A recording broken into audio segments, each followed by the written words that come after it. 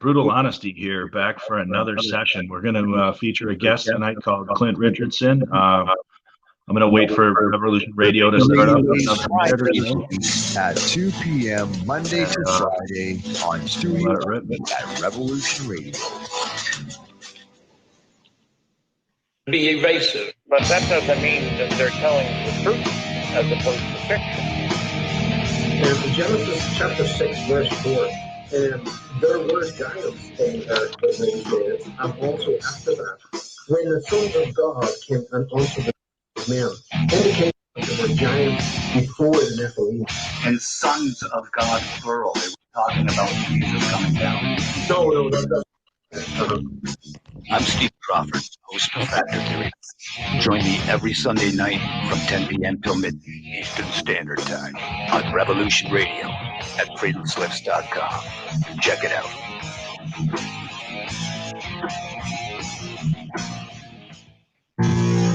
Let me ask you something. Do you think you can handle the honest truth? That all history you have been taught is fiction? That mainstream media and Hollywood rape your mind 24 hours a day, gaslighting you into believing lies are the truth? That big pharma wants to keep you sick from cradle to grave? That all vaccines maim and murder children with no legal recourse for parents? That elected government despises you and serves traitorous globalist parasites? That a satanic death cult of pure evil rules over you and has done so for thousands of years? The honest truth is brutal. Welcome to Brutal Honesty with Chris Weinert. Yeah, I can hear Rev Radio. Yeah, great. Thanks. Welcome to Brutal Honesty here. We're just syncing up a couple different recording devices to the same time frame here, so be patient with us out here. Thanks, everybody, for tuning in. Oh, man, where to start tonight? A lot going on in the world. I'm getting that echo again, but I guess we'll deal with that as well. But we've got a lot to talk about tonight. We've got a guest here called, his name is Clint Richardson. He's done a couple of books, Strawman being one. He talked about a lot of the legal deceptions that have gone on in the construct of our law. And of course, I've identified a lot of these instances throughout history, and I think they're all correlated. I think they're all brought on by the same people that use the word in the law and even, religion and other instruments as a means to enslave people. And the best way to do so is to trick them that they are free. And I think that is ultimately what they do with this whole perception management and the optics that they pretty much go forth with. So, I'm going to talk about that a little bit today because I think there's a lot of important stuff that we need to discuss in terms of concerns, because I really think the conversation is being relegated and the outrage has been corralled and harnessed by a dynamic that resorts back to the two-party system. And I think a lot of this stuff is theatrics. And I think the systematic frustrations of justice in many instances are, in fact, part of a theatrics that are intended to involve the audience or the onlookers, or especially the disenfranchised. And really, I think this is an asset stripping operation, a dumbing down of the world, and really a condemnation for the ignorance and apathy that has been conditioned into us all. And if we don't snap out of this fugue state and really realize what we're up against, I think we're all going to pretty much not only suffer our own destruction, but bring it forth to each other by our own hands, because we're being departmentalized against each other. And I think really that this has been the whole process of social engineering and governing dynamics in the first place. So really, I think, to unpack how they do it is really important. And it's almost as important to understand what is being done to you so you know how to mitigate the remedies in terms of courses of action and recourse. Because really, this whole concept of risk transfer is the whole process of this theatrics that we're seeing in the first place. It's about putting the focus away from the temple priest and putting it upon the scapegoats. And that's really, what the mid-level people that we would deem masterminds are probably really truly in status in the big picture what they truly are. So wow, a lot to take in there. I know it's pretty heavy, and it's man, there's a really I want to talk about the Donald Trump dynamic. I think a lot of people have this orange crush, and it's like I saw the same thing with Bernie, and I saw the same thing with Obama, and I saw the same thing with anybody with a cult of personality, including JFK. In historic context, where they take a favorable position and they fill in the blanks of these vague interpretations with their own imagination. And I think that that's an important thing to not only discover and discuss in terms of candidates and concerns, but also in terms of like the legal processes that we're faced with and compliance and implied consent and things of this nature, offer contracts. So it's all going to tie together, I hope, and I hope it will make sense for you. And wow, I guess where to go from here. People that maybe might want to think about some things with Donald Trump and this potential, like I say, they focus in on the molehills and ignore the mountains of Donald Trump. And I'm going to point out some of the mountains, because I think he was one of the guys that was brought in to not only cover up the crime scene of 9/11 and to focus the direction in other places, but he was also a longtime beneficiary of HUD and many of the LBJ and Great Society and FDR New Deal type policies.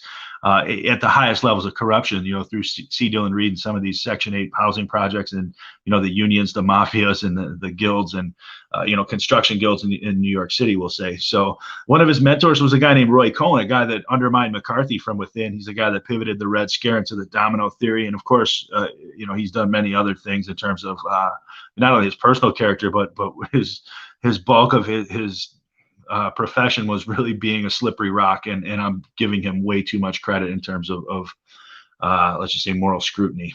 And another guy is Roger Stone, that's been real tight with Roy Cohn and even with Donald Trump, that raises a lot of concerns. He's a Nixon and Reagan campaign guy, and he's involved with a lot of crazy Ukraine energy deals and with a lot of Wall Street stuff. So a lot of these guys have ties to Israel, and that's another thing that really is seeming to be avoided with this whole China scare. Everybody's looking at China and Russia, and certainly not Israel and London, and realizing, when you hear the Russian mafia, most of these guys are of a higher loyalty than just say the Russian mafia, and it's why they take exile in London and Tel Aviv when the stuff hits the fan, like the Yukos and Gazprom scans.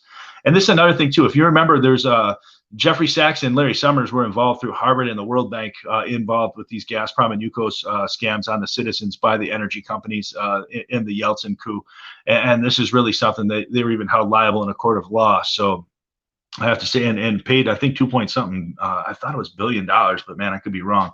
So if that's what they paid back, they had to have made so much more than that. And like I say, these, Harvard's always right there with like writing these laws, like the National Security Act, or involved with these trade deals, or, all the upper echelon, pretty much go to either Harvard or Yale. And these are the guys that divide and conquer the world and departmentalize the labor force under these theatrics that we pretty much embrace, like our identities and egos depend upon them. And I think that really you got to look at this situation, that there's not going to be a hero to come through this other than the collective will and the collective education and awareness of the citizens to really understand what we're up against and how we're being deceived, so we can really stop lending our energy towards our own imprisonment, because we're really funding and financing our own imprisonment in our own chains.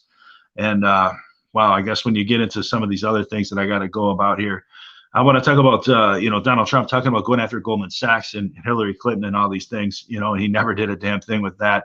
And Goldman Sachs has taken down easily 50 countries in the last 20 years with their economic scams and their Ponzi schemes. And, they're replacing good money with toxic liability. And that's been the fundamental of their operation since their inception, would be my guess. And most of these companies were created around the time of the New Deal to really handle this transition into the hands of this syndicate, this cabal, really, and taking the money from Main Street and funneling it through Wall Street into the military-industrial complex, so that they can use this, not only what they say under the justification of defending ourselves, but really after they create the whole entire theater by which we're supposed to defend ourselves from, they are in fact in many cases using nation states against each other in this same manner to race for this technocratic prize by which they will enjoy the patents, they will enjoy the technocracy, they will be on the winning side of this mass socio-economic eugenocide. And really, I guess when you get into what their intentions are, it's hard to speculate, but every time you look at where their money's at or where their plans are at, it's always on this goal. And like I was talking with Scorpio earlier on his show, they have it departmentalized so that people really fight over semantics and proper nouns and names for these projects, and not even correlate the notion that these might all be the same damn thing, and just different ways of achieving it. And this is what I'm saying about lockstep. It's not something that the left can just bring on its own. It's something that is nowadays a betrayal within the Republican Party against Donald Trump. But I think that Trump is put out there under the illusion of persecution for this very purpose, so that his base will not only be callous to any scrutiny, but they will also see him as the underdog, the persecuted, and they will adopt and defend him as an underdog or as a savior or as something to defend in terms of this nation or this country or constitution or the economy or things like this. And in many cases, you can argue that Trump was, in on the scam, as far as now they providing the solution through Wall Street in the 5G, the ventilators, or the vaccine, the warp speed, giving the treasury over to BlackRock, arguably an Israeli firm that was an offshoot of Blackstone, a Pete Peterson project through Rockefeller and CFR, and all these funnelings and extortion and embezzlement of cash. $21 trillion goes missing through the Pentagon, and arguably it's through these private sectors. And this is really the think tank that really directs most of these operations. So I think what we're seeing right now is one of the Podesta Mattoon war games, possibly, and this whole election fraud and the optic of it. I'm sure it's very real, but I'm sure it's very intended to present this situation so that it does create the maximum effect in terms of, let's say, the rabble, eliminating the rabble in terms of this election, or this illusion of an election. So, man, I know it's a little bit crazy, but you almost got to think like these psychopaths do to understand what these guys are going to try to do with you. And really, the point is they're trying to turn this entire world into a gift shop, and they're really trying to put your children and us on the shelves in terms of products. And they're taking inventory with our lives and custody of our souls. And if you allow them to do this, if you really exchange your immortal soul for your mortal spirit or your mortal life, I think that really you are putting a millstone in on the rest of humanity, and really this is the time to resist this technocracy and these technocrats who seek to enslave us all through this, I say, mobilization and monetization of debt, but it's much, much more. This is about control over everything you do. This is about them literally getting inside of your body and taking control of your biometrics and things like this. This is really some stuff that you got to point to with like the Jedi, the Nightingale, the cloud deals with Microsoft, the vax and the nanotech agendas. All these guys are marching in the same direction. All these guys have their money in the same places. And really, they're using our collective wealth through these 401k index funds to fund this type of stuff, and then using the mainstream media in paying them off to deliver this propaganda to us in such a manner where we are put into a state of fear and under constant duress, and really not able to make clear, sound decisions when you're over a rock and between a hard place. I'll tell you. And that's a big reason why they're trying to put the screws to us with this cold calculation austerity as well, because they understand that poor people are not able to revolt or have the resources to be in a position to do so. And they also understand, this is why they're trying to drive people off their lands, is because they understand people that rent are less likely to defend their property than people who own it. And that has really been the whole process of taking this entire land back from our ancestors, is they used our ancestors to conquer the frontier from the natives. And then look what they did with the natives. They put them in concentration camps. Well, look what they're now doing to our ancestors and most of the common men here, as they see fit to do away with, putting them in for-profit prisons or eradicating them or wiping them out with these diseases or GMOs and all that. I mean, it's a full spectrum assault. And this is where it really has to be seen for such, or else you're really not going to be able to understand what you're up against. You're going to be swinging at windmills and really probably swinging blindly at your own kinfolk as they try to warn you about this stuff. So I guess that's the unfortunate thing when you wake a sleepwalker. You're either going to get your eyes clawed out, you're going to get scratched or pissed on. But, part of the love is having the fortitude to understand this, to defend yourself, but to defend them as well. And really, I don't think that violence or ignorance or doubling down on hostilities is going to get us out of this. I think that if we attack our own brethren, we're really going to deliver what they want. And that's why they put this to us in the way that they do, so that we do react in such a manner. Why do you think they send you into your house, taking all the negative energies that are throwing out into the world, and you come back into your own home and reciprocate these energies in front of and with the ones you love the most? That has been the point, so that the alpha male will get henpecked to death by the beta females and the millennials and the liberal feminists and things like this. That's why they turn women against men. They've always sought to do this, whether it's in the Civil War with the transcendentalists and the abolitionist movements, or in the Roaring '20s with the women suffragette movements and things like this, or in the 70s with the Steiner movements and the feminist revolutions. This is really why they're trying to invert the roles and really to take the traditional sense of culture in society and invert it. And that is really the goal of these people is to get you second guessing your own perceptions and even the concepts of gravity and momentum and things like this. So, yeah, I think that a big part of this is creating the perception of this illusion, and really from there, it's up to us whether we choose to embrace it or to forge our own realities. So I know it sounds a little out there, but really what you get is what you expect, and what you expect is what you'll get. And I think you really got to think about it in that manner and visualize things like this. And those of you that really think this is Trump and anti-Trump, like I say, look at his cabinet, look at his ties to Epstein, look at the Rothschilds, look at the 3 bankruptcies, look at his Masonic connections, his Jesuit-educated institutions, the connections with Israel, warp speed, like I say, man, there's just so many things that I could just go on about.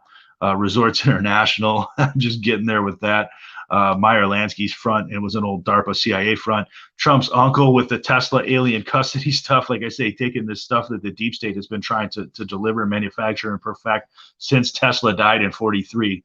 So this has been a war where they're trying to get us, the humans, to innovate this stuff, the common men, because they don't have this sense of engineering innovation. They are just able to follow this formula of cold calculation, and that's truly it. So yeah, I say we shouldn't help them escape from the prison planet. I think they should have to face judgment here, and I don't think God or Jesus or Trump or any of these people are going to deliver it. It's going to be up to humanity collectively standing up against these people, because let me tell you, the word no is like a declaration of war to these people, and they've declared war on us long ago. So I think it's really up to you to decide whether you want to defend yourself or whether you want to just hide out and let them pick us all off one by one, because ultimately they've issued a death sentence to us all, and it's up to us to really respond in the way that is best fit. And some people, they might like to stick their head in the sand. Others might like to man the trench and move forward. So I think at this point in time, I think we got to start manning the trenches and moving forward, or at least sharpening our knives, being ready for the exact moment when we need to spring into action. Because I don't think it's a Trump anti-Trump thing. I think that's part of the show, and I think this is all a kabuki theater, and it's part of the great game in 5G chess or 5D chess. So that being said, I'm going to bring in 2 of my co-hosts, Dave and Giuseppe, and we're going to maybe kick the tires on some of these things here, and then we're going to bring Clint in, I believe, in a minute here. And do you want to bring them in now, or do you want to wait till after the 30-minute break? It's up to you. Whatever you'd like to do.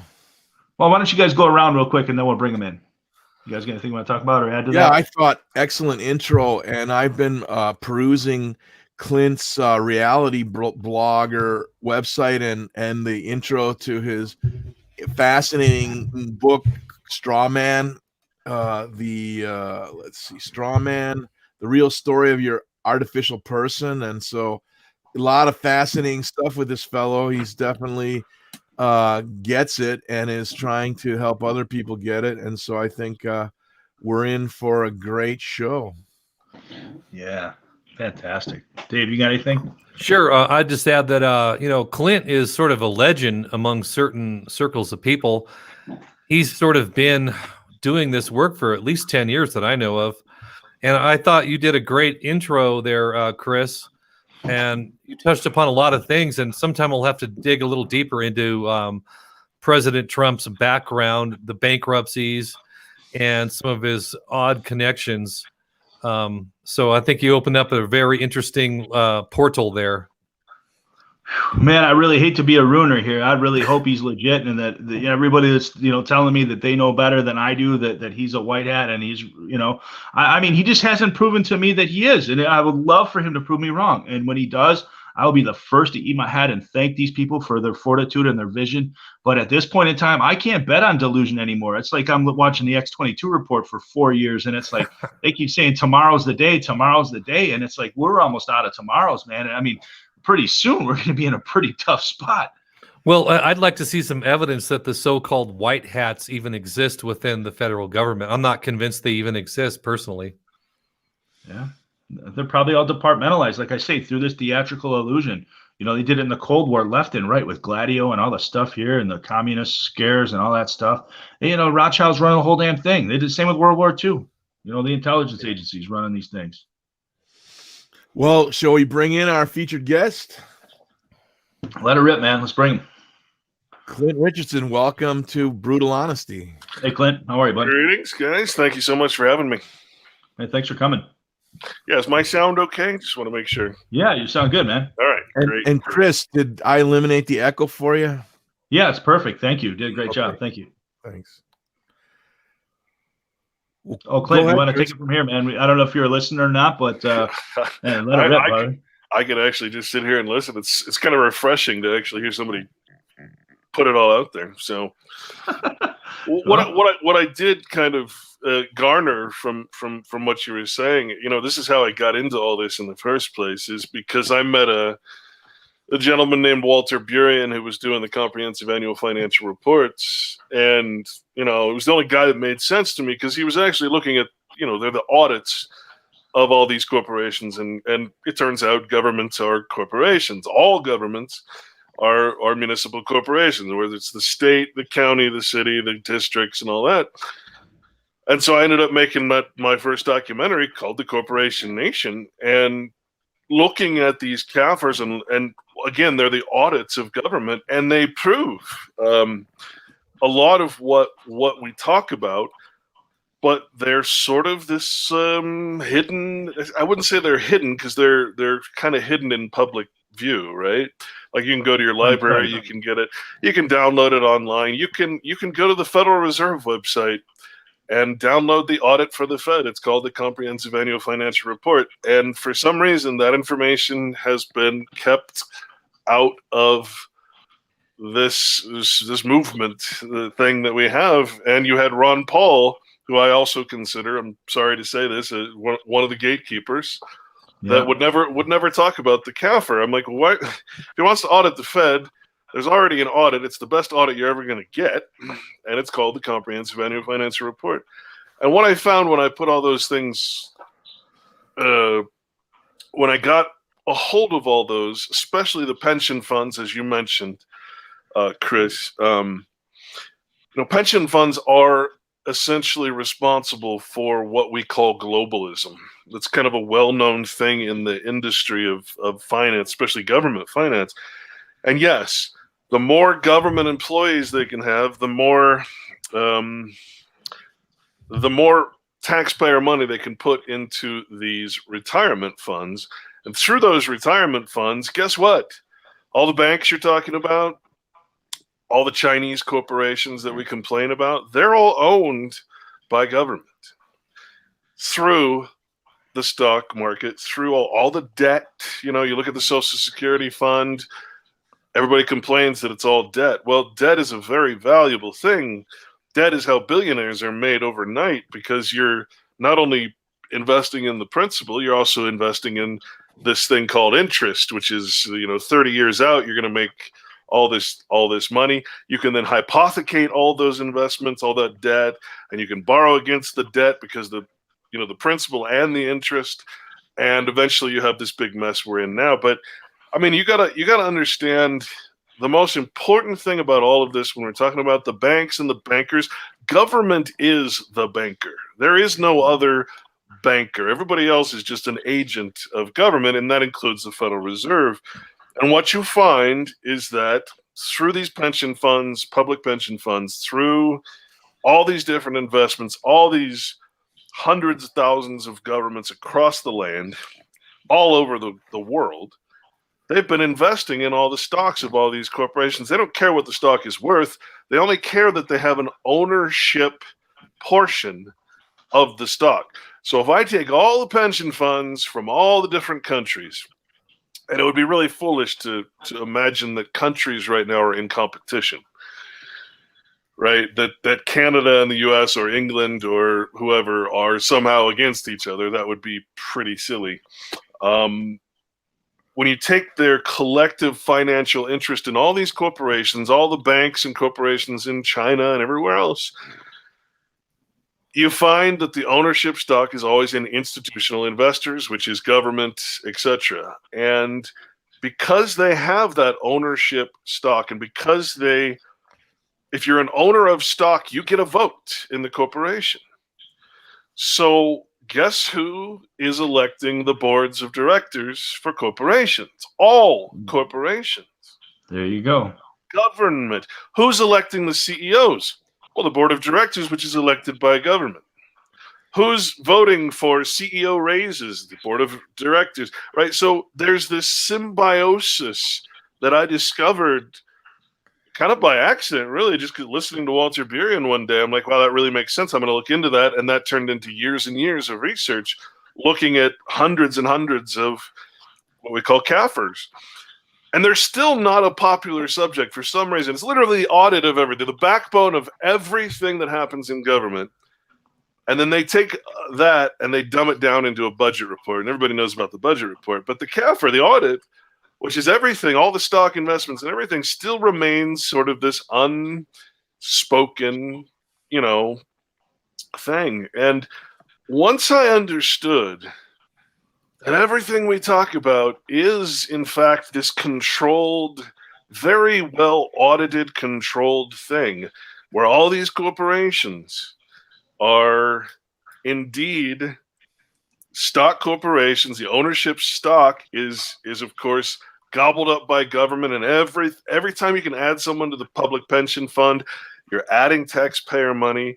Most people don't even know that the public pays for the pension funds. Most people don't know that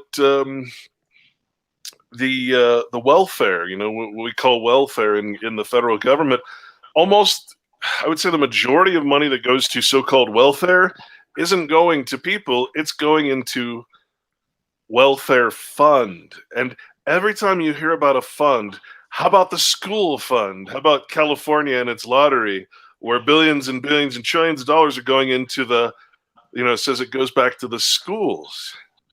It's not going to schools. It's going to the school fund, where it gets invested in all these corporations. And this is the repeat trick over and over. If you participate in this, we're going to give money to schools. We're going to give money to this. But what they're really doing is putting money into investment funds. And through the investment fund, they take control of every corporate structure. You talked about the Carlyle Group. You can find ownership of the Carlyle Group from government. It's really amazing. Once you get that, which is why I made 3 documentaries on the subject. When you get that and you see what government owns, you don't ever have to wonder, well, why isn't government cleaning up that oil spill from Exxon or wherever? Well, because that would cost the shareholders money. Who's the shareholders? Government. So government is in charge. We're at the bottom of the hour break, Clint. Hold on to that thought. Okay. It's like the wealth of nations.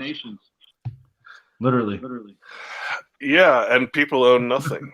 People own absolutely nothing. That's how nations work. It's the point of them, right? And yeah, look what they do with the concept of patriotism and all these things, and even like Constitution. Yeah, man, I want you to really let it rip today, man. I really want to hear what you got to say. I'm looking forward to this one. When we come back from the break, Clint, I'd really like to have you lay out. Traditionally, most investigators into the pyramid of power look at the Rothschild and the central bank as steering the bus, and you're presenting a much different scenario. Could you, when we come back, can you contrast the traditional view versus your view? Absolutely. I mean, it's necessary to have the facts before you can, do anything about it. If we're constantly throwing around what I call patriot mythologies, we're never going to get anywhere, Oh, good. That'll be very, very fascinating. Yeah, and it's good to hear about Walter Burian again. Yeah, that guy made a huge impact on the scene, and then he kind of just disappeared. I heard he had some serious personal problems from revealing what he did. They came after him and his children. Yeah, they actually, long story, but he basically married a woman who turned out to be an agent, and she left with had his children, left, and then they used the children against him, basically, which is a common, pretty common thing. I'm on his email list. Somebody's still putting out the CFR list. I get it like once a week. Yeah. I've moved on from that because I went as far as I felt I could go with it, and it seemed a little redundant, and I just I had so many other things I wanted to learn. So, but it's a great foundational knowledge to have because it really dispels a lot of myths, a lot of things that. A lot of things you can show are not true, for instance, about the Federal Reserve, which people don't like to hear because they've built this sort of religion around the Fed, that the Fed is this evil corporation. And Right. The Federal Reserve actually had to make a FAQ, like a question and answer part on their website because people were calling in or sending them emails saying things that just weren't true. And again, people don't like to hear this because they've vested. People have written books and they won't change their books even though you present them with the truth about the things, Wow, amazing. So let's see if the studio, if we're back. Yeah, we're just about coming up to it. Okay.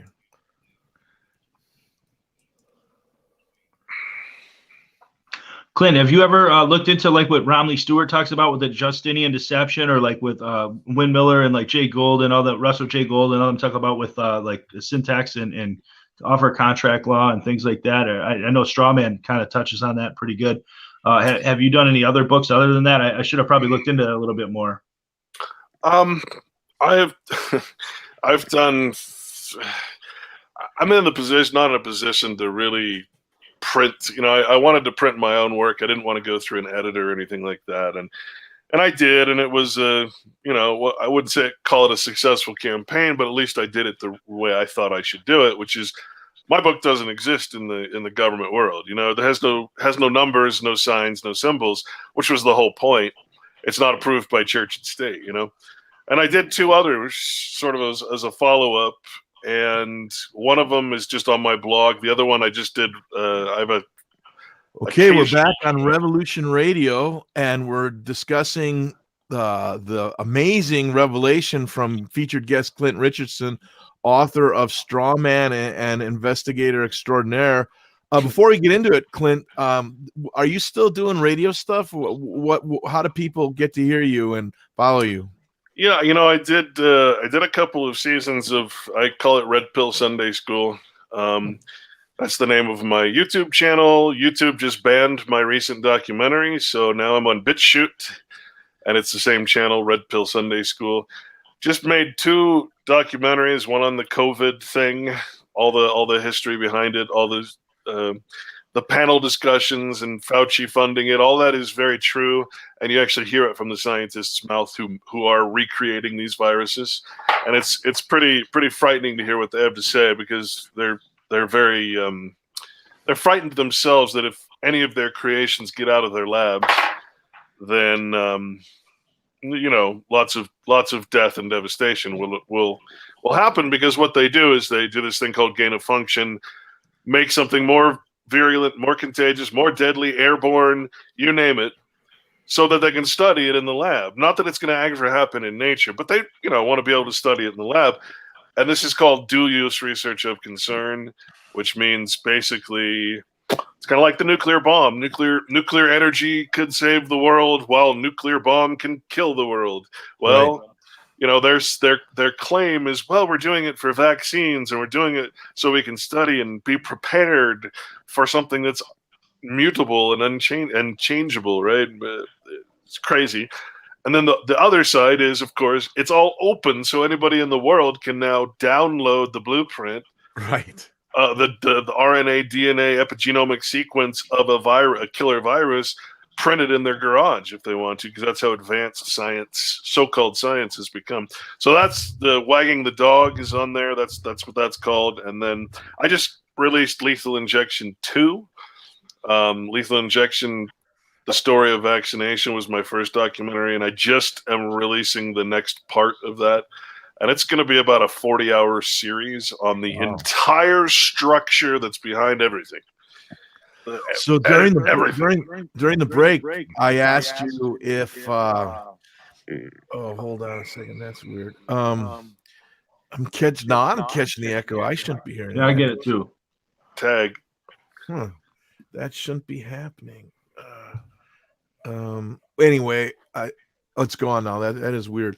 Oh, but we were discussing, because what you're laying out and your comprehensive research about governments owning anything in the CFRs based on the pioneering investigation by Walter Burrian, that really is not the common belief, which is Rothschild owns the central banks and the legacy of Rothschild back to Napoleon, where he used the carrier pigeons to understand who won the Battle of Waterloo, and he got to buy and pretty much become the crown at that point. And ever since then, the Rothschilds are the boogeyman, and so that's a big foundation of the conspiracy world. And you how do you blow that up, or how do you compare and contrast? I did something crazy, and don't think me a bad person for doing this, but I actually went to the Federal Reserve Act.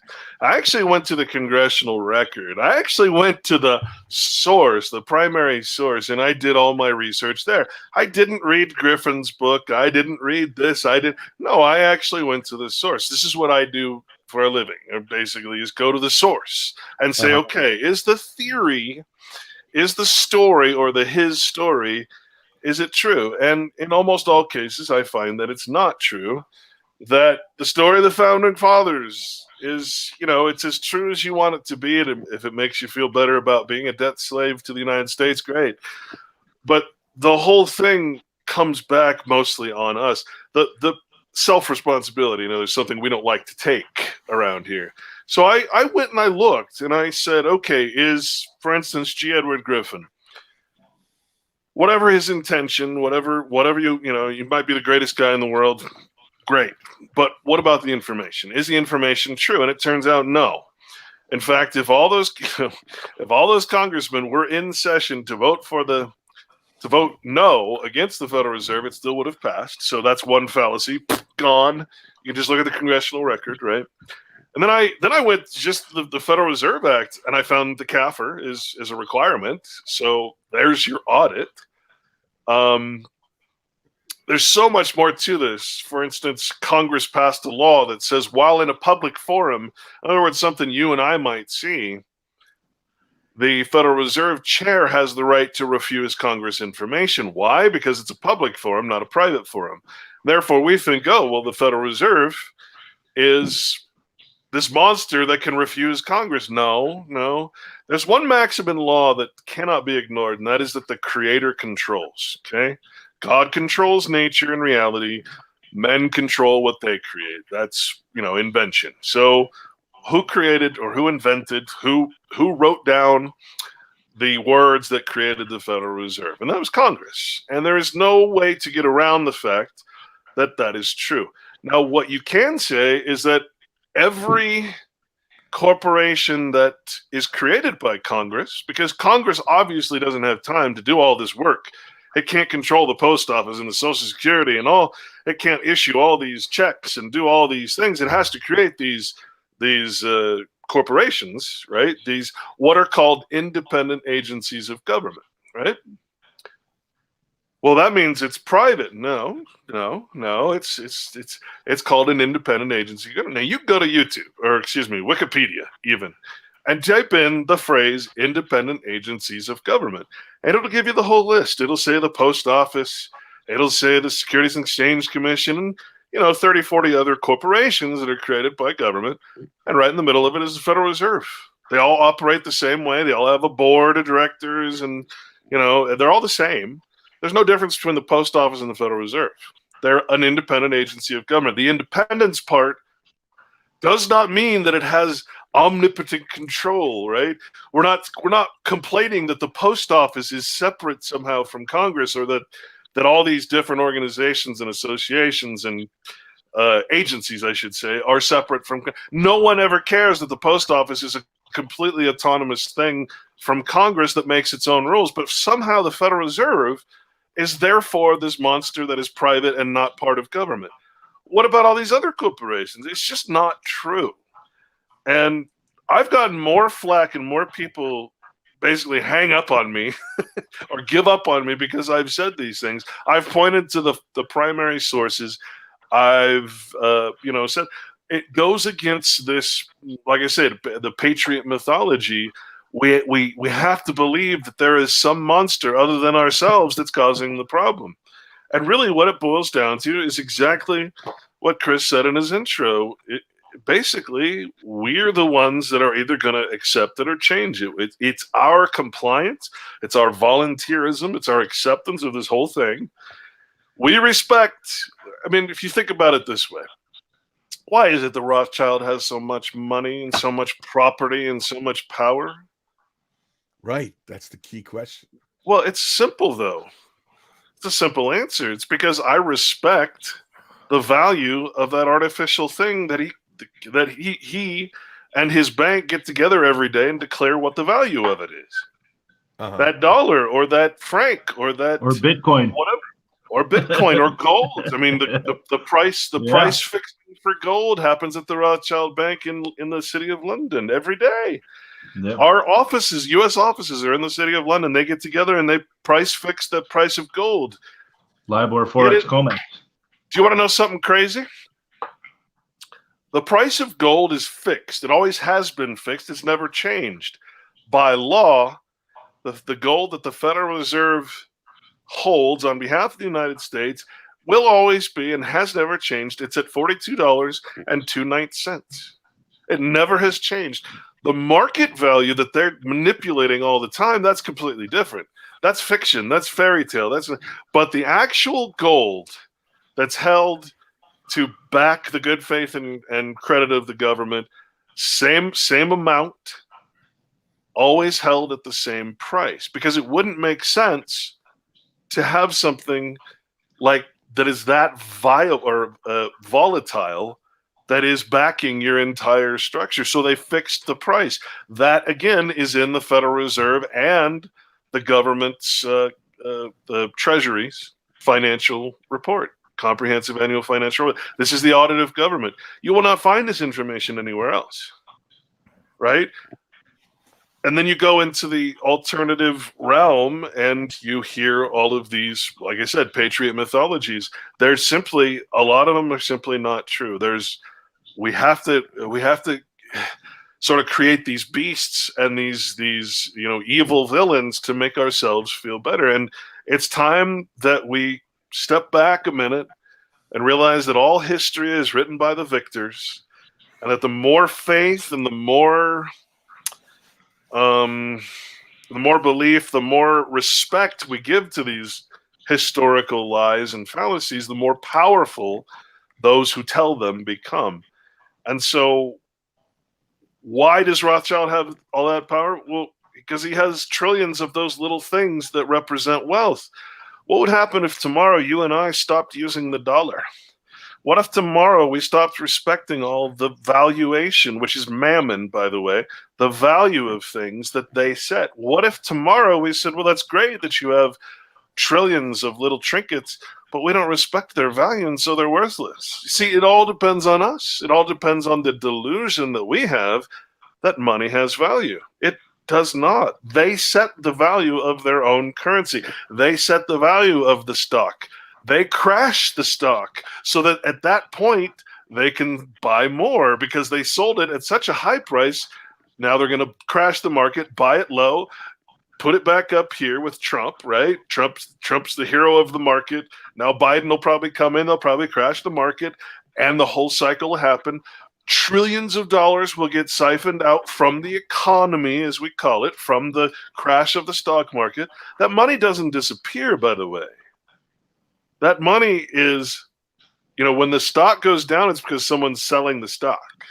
When the stock goes up, it's because someone's buying the stock. So they'll tell you to buy it. Meanwhile, they're selling it. Never trust a stockbroker. So this is the real system. And I don't just say that because it's something I believe. It's right there in the Federal Reserve Act. It's on the Federal Reserve website. It's in their CAFR. And one of the things about the CAFR that's so important is that they're doing it under oath. It's one of the few times that you'll ever hear government actually report something that's under oath. If they lie, it's actually it's a major felony.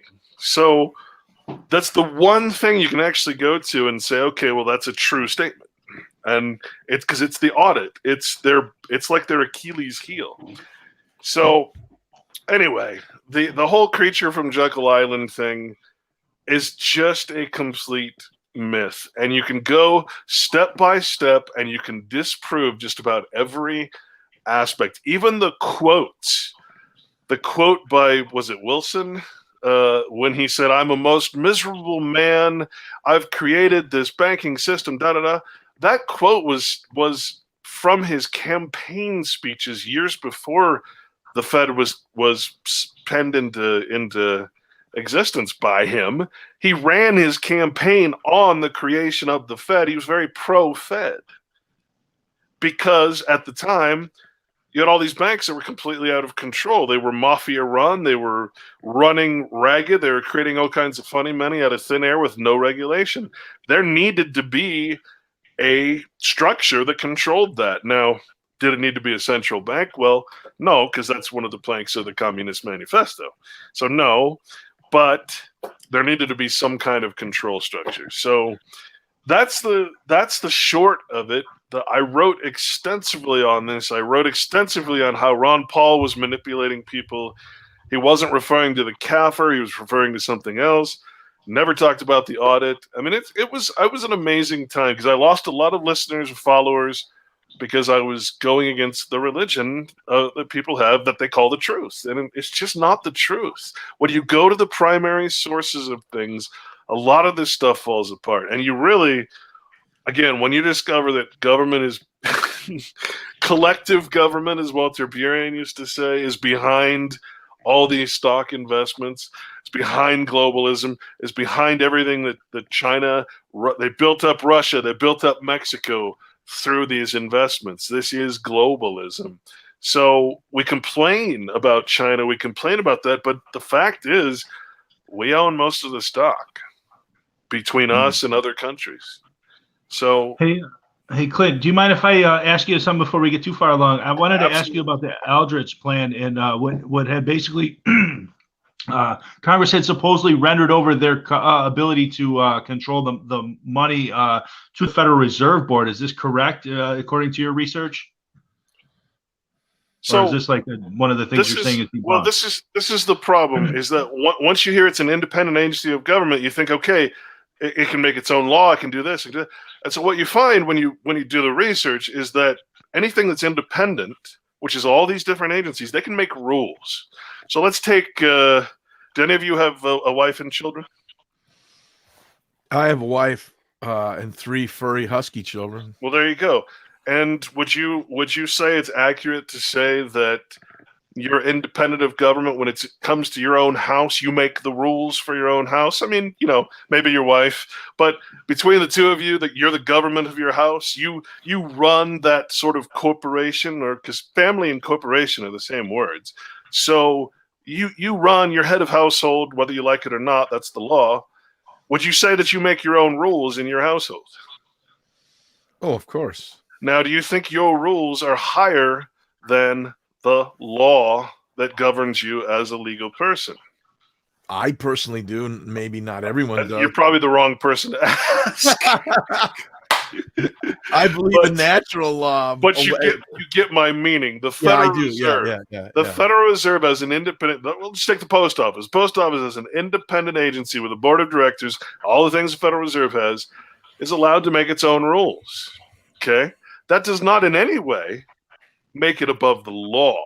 Rules are rules. Law always trumps the rules. So like I said, the greatest trick that I uncovered was when Congress created this law, and I'd have to go back to my research to quote it, but basically said that the Federal Reserve Chair, while in a public meeting or public forum, can deny Congress information. And they play that to make it look like the Federal Reserve has much more power, in fact, power over the law than it does. So the answer then is no agency of government, and this is also a maxim of law that we all need to get acquainted with, you can't be higher than the sovereign power. It's impossible.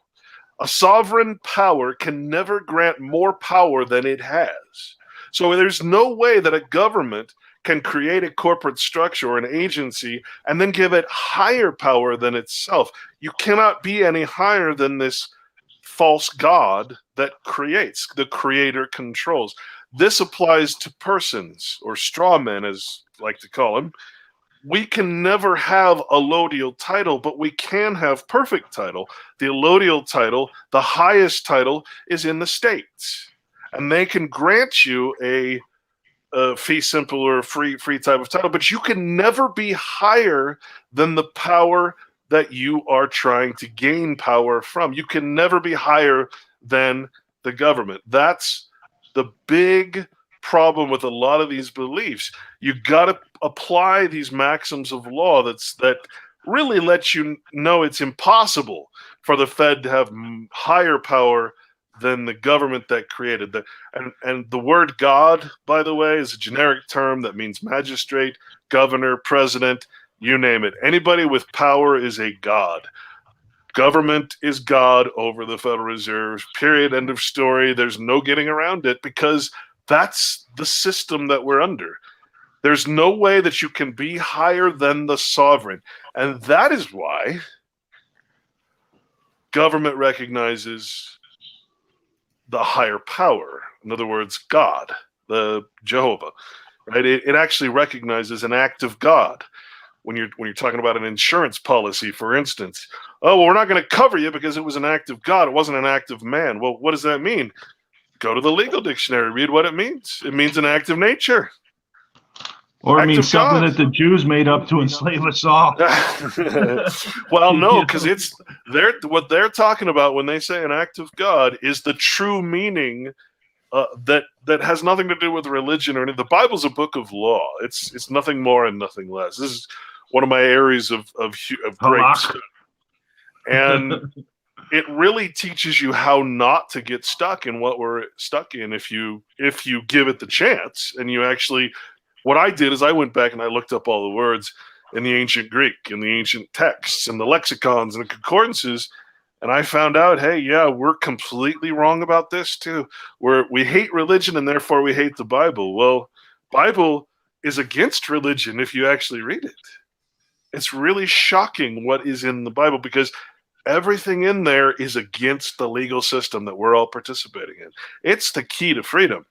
And any scholar, any constitutional person, anybody in history that has any knowledge of what it is to truly be free will tell you the same thing. A Bible reading people cannot be enslaved. That is a direct quote from Douglas, the freed slave, the free black man. He knew. And so you have religion, which created the legal state in order to pretty much allow the control structure that they both represent, the combined or married church and state, right? The state forgives the church and the church forgives the state. So that has nothing to do with the Bible, right? They use the Bible just like Freemasons use the Bible as the furniture for their lodge. They call it their sacred book. Nothing to do with Freemasonry. So we've been on the reason that the people in the past, I hate using the term founding fathers, but okay.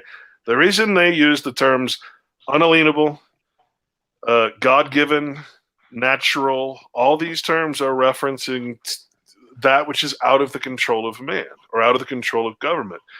You don't have to get all crazy and anthropomorphize God into some figure because the term in the Bible actually had a specific meaning. It was not meant to be debated. It actually means self-existence or self-evidence, that which is not a creation of man. If you understand that, you can actually read the Bible and understand most things. Everything that is not a creation of man is a creation of nature's God. Whatever word you want to put it. The correct term is Jehovah. YHVH, the ancient term. And it's actually a verb. It's not even a name. It's the only word, and it was used 6,000 times in the Bible. I did a whole series of shows on this in my Red Pill Sunday School. It's an amazing history that we have, again, through this sort of patriot mythology thing, we've been entrained to hate the Bible when it's actually, there's a reason it's everywhere. There's a reason they put it in hotels. There's a reason it's on almost everybody's shelves. It's like the truth in plain sight that's been so manipulated and so demonized and so reorganized into the English language that we can't even understand it because we don't speak a poetic, allegoric language anymore. We can't understand those ancient works because we don't speak that way. We have this slave mentality, a literal sort of, we call it dog Latin actually, which means the Latin grammatical set to English. So we're speaking dog Latin, whereas the people that are in charge of the courts, they're speaking law Latin. We don't even know this. We have no clue that every word we say in the legal language is the inverse of the natural term. And that's what the Bible actually will teach you if you give it a chance. But see, we've all been trained. It's popular to hate religion, therefore hate the Bible, because we equate the two together. And only after years and years of studying the legal language, legal system, and all it entails, I kept noticing it was always against the Bible. It always would reference the Bible. Anything good would always be pointing to it as if it's bad, and it would always be the Bible. The maxims of law, straight out of the Bible. Anything that protects you as a man, as a natural being, with unalienable God-given rights, as they say, it's all straight out of the Bible. And everything else, all the legal stuff, is actually there to go against that. That's why I could point to you in the law books and show you where the Bible was it was declared the common law. The Bible was the common law in Pennsylvania, in England, and we transferred the common law system over to us from there. The Bible is the common law, not because it's a religion, not because it's got a name or a title or anything like that, but because they consider it the foundation of the natural or law of nature, if you will. That which is not man-made, that which is self-evident, that which is self-existent. Now, that is a really big concept to just throw at you. But it's one of the things that we have to come to an understanding of if we're ever going to defeat that which is opposed to everything real, everything natural. We have to understand that government, again, what does government believe? It believes that an act of God is an act of nature, something they cannot control, something man cannot control. They believe in God. They believe that you have God-given rights and that you've given up those rights in order to accept legal rights, which are anti-God, anti-nature. It's that simple. So... All right, Clint. Yeah, we're at the top of the hour here. We're going to have to maybe hold on till the radio commercials get done, probably about 3 minutes. We can pick up after the break. I told you I was going to say things you didn't like. I didn't say that. I'm listening. I have some questions for you, but I didn't want to interrupt Absolutely. You. And I can answer them because I've spent years studying this. And it's pretty frustrating, trying to get that across because I completely understand it now, and yet there's nothing I can do about it because I was number one. I would be the first one in line to tell you I don't believe in God, I don't believe in this, I don't believe in that. It turns out, God means existence. So if I say I don't believe in God or Jehovah, it means I don't believe in existence. It means I'm a nihilist. There was never meant to be a debate in that word. It's totally an amazing history that's completely lost. So, right on.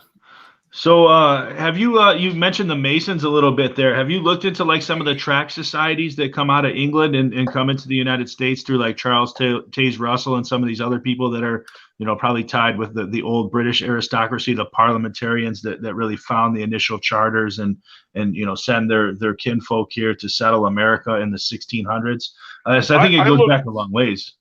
I looked I spent years looking in genealogy. right? Who is George Bush? And for that matter, who's he running against? John Kerry. And I can show you all their great-grandfathers are all the kings in line down to Vlad the Impaler in past. They're not even cousins. They're direct descendants, right? And you find that Trump and Hillary and whoever's president, vice president, Congress, Obama isn't even, his mother was white, Jewish, in fact, and Obama is a direct descendant of the kings of Europe. So more importantly than Masonry, in my opinion, is just organized crime. Okay, right. It's a way of showing my sign and saying, "Hey, judge, I'm a fellow Mason. Let me off for my crime." That's all it is. And one guy that exposed that, he actually got his throat cut for exposing. That's just a big giant. It's just fraud.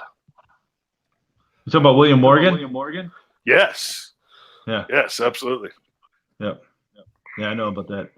Yeah, no, it's interesting stuff because, there's definitely a lot of conspiracy theories out there, but really, it's all about not creating more boogeymen, but just going after these people who use these Gollum enterprises to really use our imagination and fear to really put us in these positions where we give them more power and take it away from ourselves. Really, that's a big part about stealing our souls back. Is everything is dependent on taking your power, and your power really comes down to choice. When you're incorporated like we are, you lose choice. Like when you vote, you're not voting yes. You're not voting for one candidate or the other. You're voting yes for whoever wins. We're back on Studio B, the top of the second hour of Brutal Honesty with Chris Weinert and the fascinating featured guest, Clint Richardson. So, gentlemen, we're back on Revolution Radio, Studio B. You want to take it, Clint? Go ahead, man. We can kind of pick it up wherever you want to take it from here. I mean, there's just so much, but it's just I just find it really important that people understand that don't worry about what I believe. Don't even worry about what you believe. Just sit back for a minute and say, what does government believe? What is this whole system built on? And it's built on the Bible. That at least should be obvious to people because, again, I can show you plenty of places in law where the Bible was actually the common law. And all the maxims of law are from the Bible. They protect your inherent God-given rights as they worded it. And they only use the term unalienable rights in the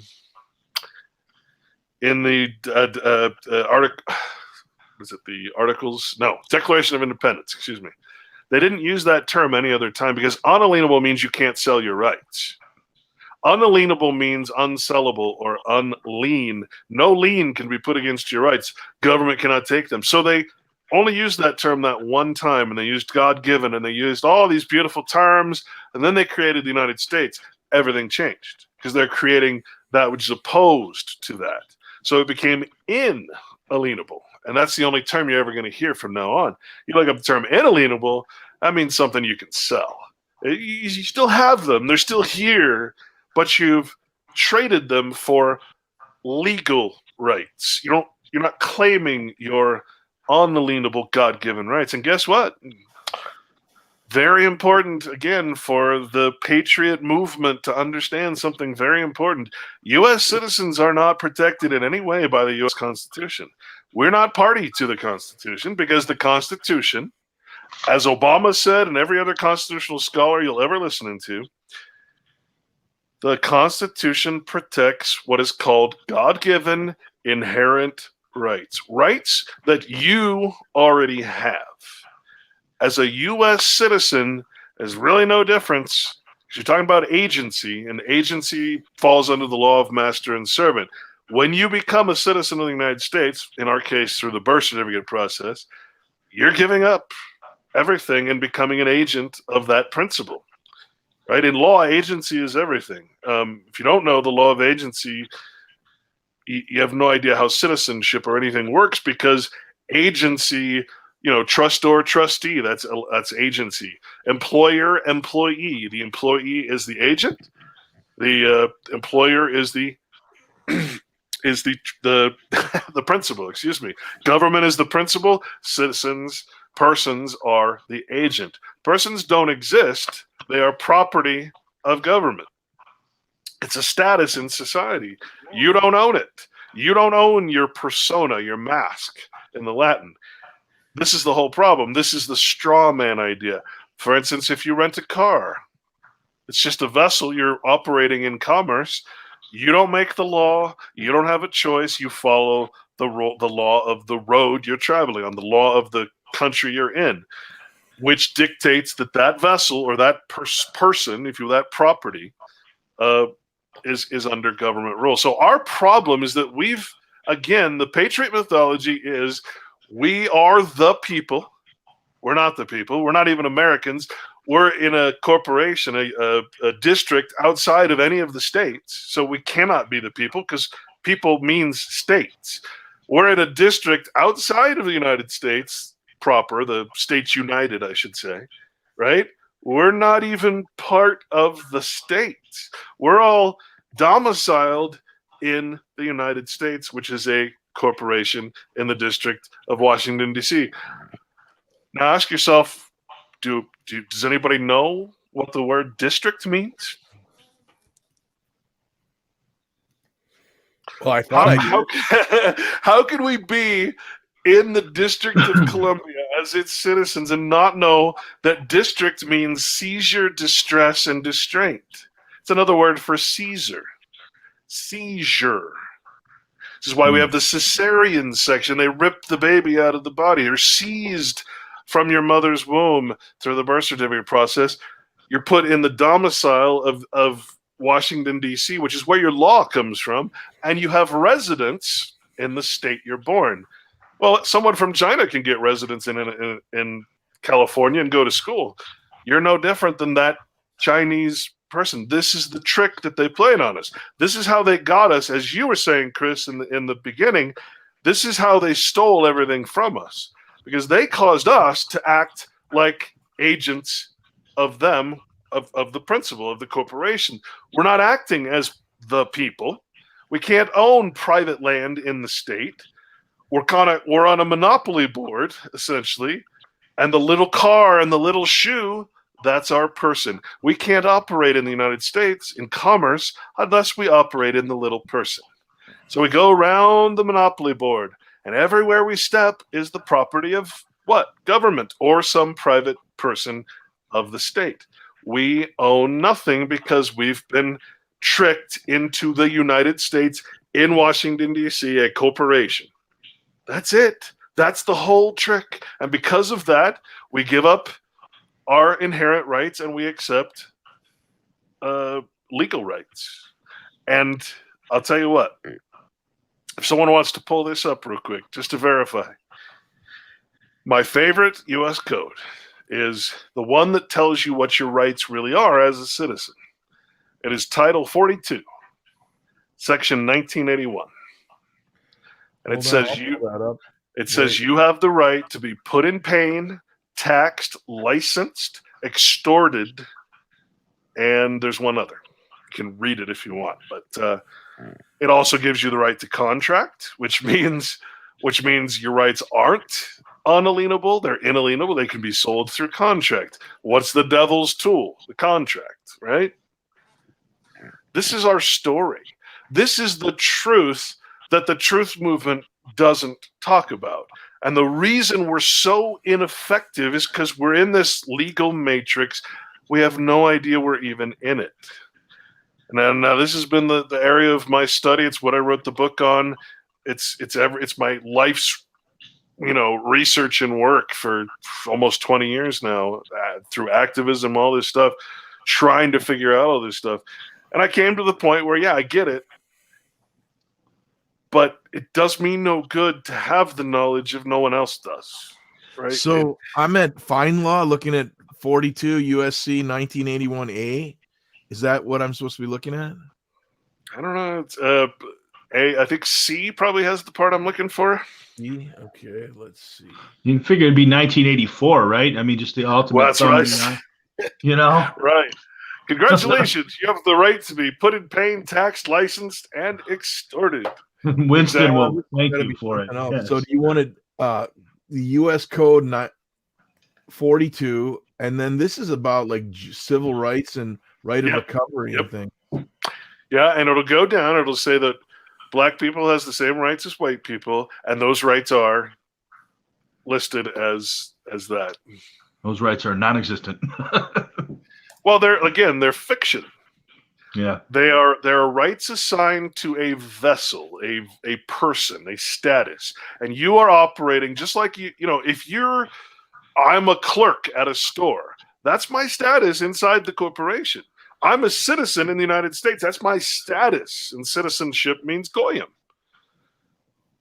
Goyim actually means those who are citizens of a nation. So all those fools in Israel have no idea they're, all these so-called Jews in Israel have no idea they're goyim.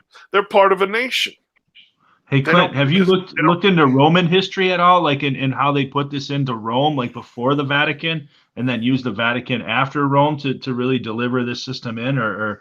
Because I think it's pretty amazing to see how like the Pharisees were behind like Crassus and Pompey and some of the major generals. Interesting stuff, man.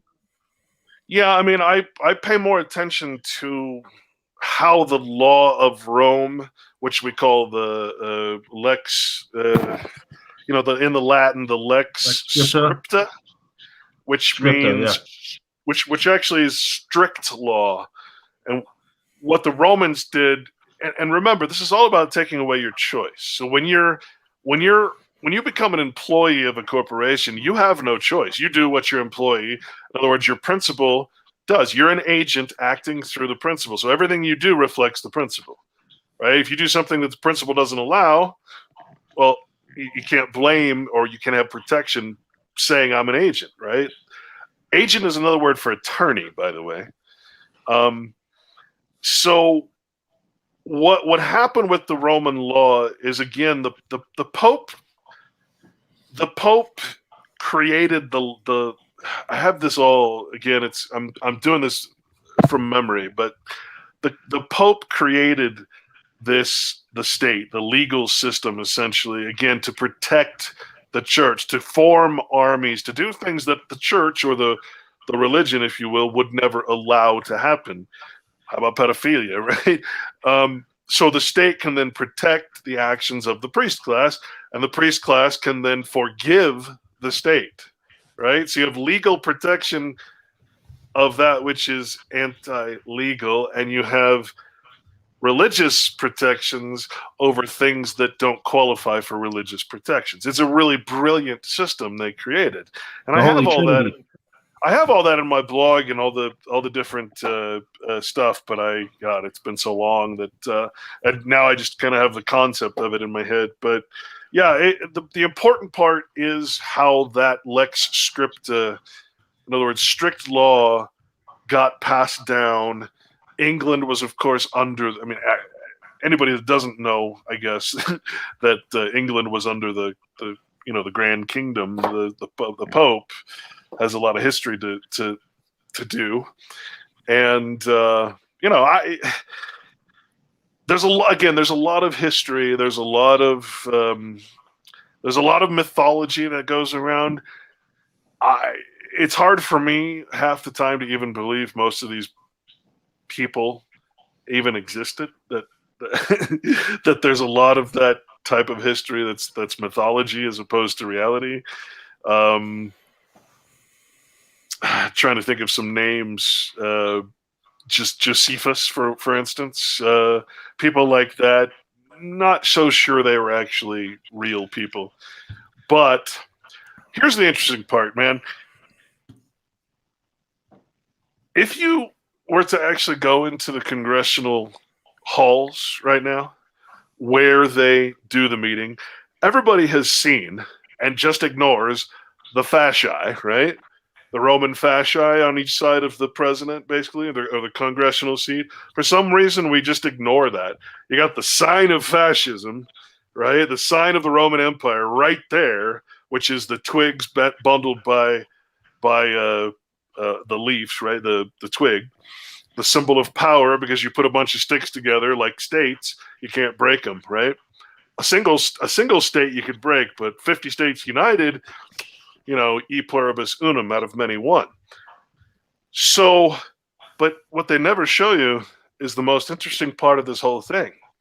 If you were to turn around and if you were to look at the back of Congress, of the halls of Congress, you would see you wouldn't see Jesus Christ, because Jesus Christ wasn't a lawmaker, but you would see all the busts of what they call the lawmakers, starting with, you have Josephus, you have all the some of the popes, Pope Innocent, you have some of the founding fathers, all the way back to the gods, which were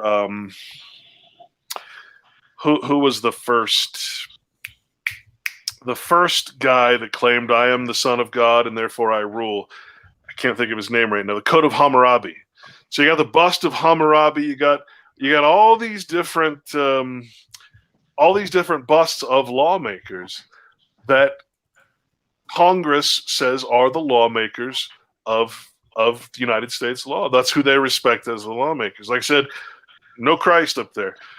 But you have Moses, you have all these different lawmakers. And it's really fascinating because if you do the study on those people, well, yeah, now you can understand where our law comes from. It comes from that ancient Roman system and before, the Greek gods, the all that stuff, the Code of Hammurabi. And if you read the Code of Hammurabi, it's like the most ridiculous thing. It takes him an hour just to explain who he is, because he's the son of this god who came from the water of this god and the fire of this god. And, these are who our Congress worship as lawmakers. So the whole thing is way more bizarre and way more tied to Rome and all these other ancient cultures. In fact, if I were to put a description on Rome, my best description on Rome is that Rome isn't a place. Rome is a district. Rome is a corporation. Corporations don't exist any place. They exist in fiction. So Rome is a moving concept. Rome is wherever the power structure is at the moment. Can I ask you a question? What would you define Israel as then? Biggest fraud ever exists. Okay. It's funny because I was just talking about this. If you really want to understand what's going on with the so-called culture of Jews, this is the book you want to read right here. There we go. John This Glad. guy, Okay. John Glad, Jewish Eugenics. This guy is considered by Jews and Gentiles alike to be one of the number one authorities on the history of the so-called Jewish people. Now, in the Bible, this is what's interesting. When you look up the word Jew, which wasn't in the Bible, well, what was in the Bible were two terms, Yahudi, and one I'll probably mispronounce, which is Iudios. Okay, so that's the translation. If I come upon the word Jew, I look back, and that's what I find. And what you find is he that is opposed to Christ, or opposed to the new law, the New Testament. In other words, he that is opposed to the law of nature, which explains in great detail the Old Testament, the Jewish law, essentially. Right? So that's why I say the Bible is actually a book of law. And it's very important to understand that it's not a religion. You might follow the law religiously, but the Bible would never say, Christ never said follow, or he never said worship me. He said follow me because I am the law. I am the word, in other words, the law of nature, personified as a character in a book. You don't take it literally, right? This is the thing. We take it literally, and therefore it confuses us. But all books, all ancient, the Iliad and all those ancient stories are all written the same. They're all written in allegory and metaphor, all different forms of telling a moral story. So, the Bible is literally the moral law, the spiritual law, the law of nature. And everything else is opposed to it. So when you look up the Jew, or Iudios, and I'm sure I'm butchering that word, it's Latin or Greek, it literally means that which is opposed to the law of nature. In other words, that which man has no real, saying? Opposed to charity, for instance. Well, yeah, obviously, if your law is usury, well, then you're opposed to charity. Opposed to forgiveness. The legal system wouldn't exist if we just forgave everybody, forgave debt, right? There'd be no attorneys, there'd be no lawyers, there'd be no need for the court system if we had forgiveness. So that's why this Bible is so damn important, because it's a book of law. It's how to avoid or get out of the legal system we're stuck in. And I can't stress that enough. So, when you're talking about the people in Israel right now, you're not talking about these ancient people who called themselves Israelites. There was no Israel as a state or a nation, because the Bible says, leave the nations, leave all these corporate structures. Do not respect persons. Do not respect flattering titles. Don't ever let fictional things control you. Well, we've been taught that our rights come from a piece of paper instead of God, and isn't that a great trick, right? We get our rights from the Constitution, really? No, the Constitution actually only protects your God-given rights. But if you don't believe in God, or if you've been entrained to think that that God, which means existence, doesn't exist, how can you possibly ever claim your rights? Now, one of those rights was the Second Amendment. Now, here's another example, which I cover in great detail, of the patriot mythology. Anybody you talk to about the Second Amendment, they're going to say guns. Guns, guns, guns, protect guns, guns, guns, guns. Has nothing to do with guns. If you're wielding a gun, that's your natural right. That's defense. That's self-defense. That's an inalienable, unalienable right.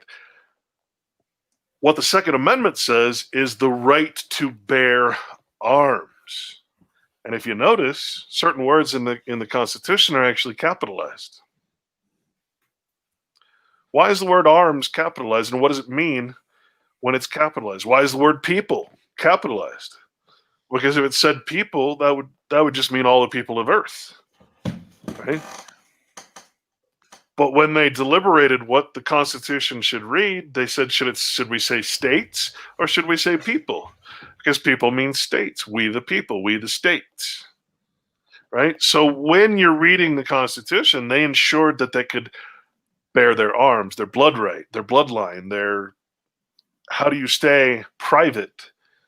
Well, you stay within the law that covers blood, whereas we are in the law that covers legal fictions and properties. This is why, for instance, when someone private dies, their land automatically by law, because legitimate law recognizes, or the law of nature recognizes the blood. We wouldn't even think that my estate would go to someone other than my child, right? The bloodline. And then over here, we're in this law where we have to actually make a will, because otherwise the estate goes to a probate court. Why? Because we don't have any blood consideration in law. We gave that up. Our right to bear the arms, meaning heraldry, we gave that up. The Constitution doesn't protect our right of blood, which is everything, privacy. It only we're under a legal system, fiction, properties, agency, completely different situation. And see, until this gets understood, until we realize our disposition and how we've been tricked through the birth certificate process into this, there's no getting out of it. You can't leave the matrix while in the matrix. You can't fix it. There's no remedy that's going to help you if you're still inside the system. You can't fight the system from within, is the point. And that's why they had these protections in the Constitution, to ensure that their unalienable rights could never be taken away. But the second you go into that fiction, that corporation, you've sold your rights. Whether you say, I never signed a contract, right? Never signed a contract. How did I get into this? Well, at the age of consent, which you call confirmation or ratification, You said I said I am still Clint Richardson. I still have this Social Security. I'm using this bank account. I'm using my name, my number, my identity. I'm getting insurance. I'm doing, by all rights, I continued playing the part of that fictional status. I can't very well say I'm not acting in agency to the United States. I'm getting all its protections, and with protection comes suggestion or subjection. Again, a maxim of law. If I'm getting protection, if I'm an employee, I get certain protections from my employer. If I'm an agent, my principal gives me certain protections. That's the situation we're in. And I've bent over backwards trying to get this out to people, and I've had no success. I get looked at like most people get looked at when they talk to normal people. People think I'm crazy. People think I'm nuts. People think, but no, this is years of study, and I can back everything I'm saying. That's the difference. So, well, I've been looking for that citation. Maybe you can, after the show, message it on Skype to us or something. I'd really like to be able to read that, and I can't find it. So the 1981 42 43 thing. Yeah, I'll send it to you right now, actually. Oh, great. Well, you guys are doing that. Hey, I got another one for you, Clint. Arguably speaking, though, this concept that you're saying, like the ecclesiastical justification of this legal system and the Bible being it, what about the people that don't believe in the Bible, that are really from other faiths, that have no purchase in the Judeo-Christian concepts of this? Absolutely perfectly legitimate, reasonable question. Here's the hard answer, though. What do you think religion has to do with the Bible? When the Bible's against religion. It's just that you've never read it, right? You think that you're equating the Bible to Judeo-Christianity. It has nothing to do with it. Do you want to know? You know something funny? The word Christian and Christianity, when it's used in the Bible, I find this hilarious. They used it as an insult. It was like used 3 times in the Bible, right? Because those who called themselves Christians were known to be hypocrites because they were using a flattering title, which the Bible says not to do. I'm a flattering title. It's just like let's say I'm a doctor, and yet I'm killing people with drugs and surgery, unnecessary surgery. Am I a doctor? Am I a healer? No, I've just taken a professional title, and I'm calling myself that. Well, I don't know any Christians. I don't know any people who call themselves Christians that are following the law of God. Jesus Christ, the term in the old language, actually means Jehovah is salvation.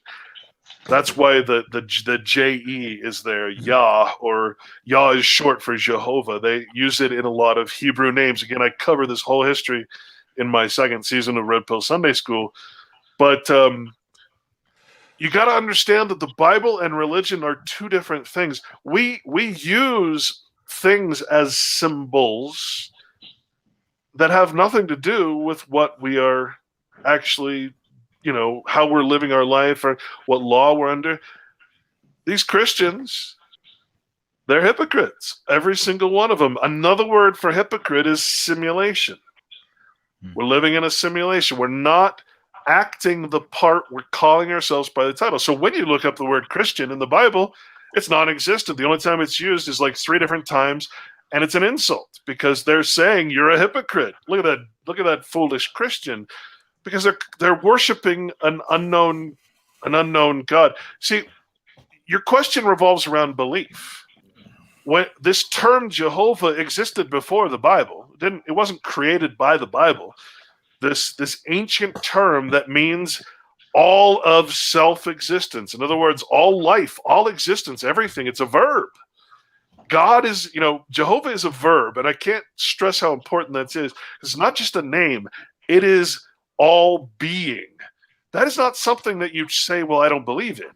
It was never meant to be debated as a concept. It's a word that is meant to be understood as all that is self-evident, just like your self-evident rights, your nature, what appears or is part of what we call creation, nature. Now, the problem is these corporations, these evil men got a hold of it, and they created religion. And they kept the information that's in the Bible from you by not only retranslating it and getting rid of the word Jehovah, which is only in the Bible now 3 or 4 times, I think. It used to be 6,000 times. And then they started calling Jehovah, they started calling it Lord and God. Well, those words don't, I mean, anything's a God, anything's a Lord. The Queen requires you to call judges lords. A God, if you look it up, is a magistrate, anybody in power. So there's all kinds of times in the Bible where you think you're reading about God, but it's actually some man in power, a king, a magistrate, your mayor, even that lady at DMV that's such a horrible person. She's your God while you're at DMV. She has power over you. And what does the Bible say? Never take any other gods before me. In other words, reality, existence. It's not something that you debate. It's not something you believe or don't believe in.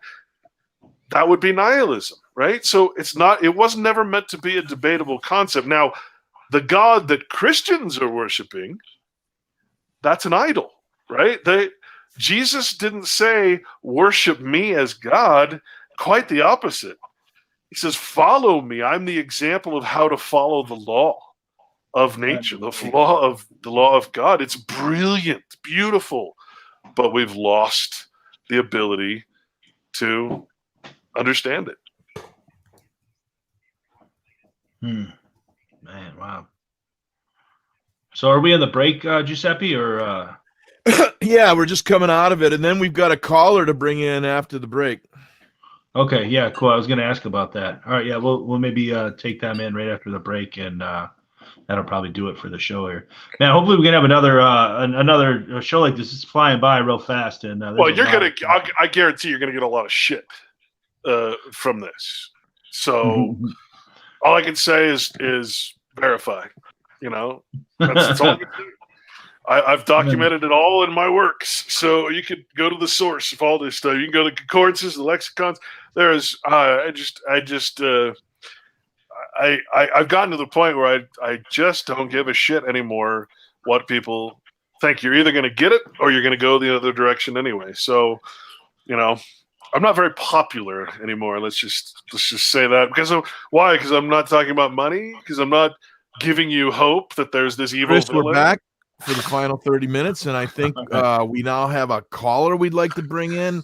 Brian Bennett, welcome to the Brutal Honesty with Chris Weinert. Brian, you there? Are you there, Brian? He's unmuted. Hello, can we see you? I mean, we see the mic. Hello.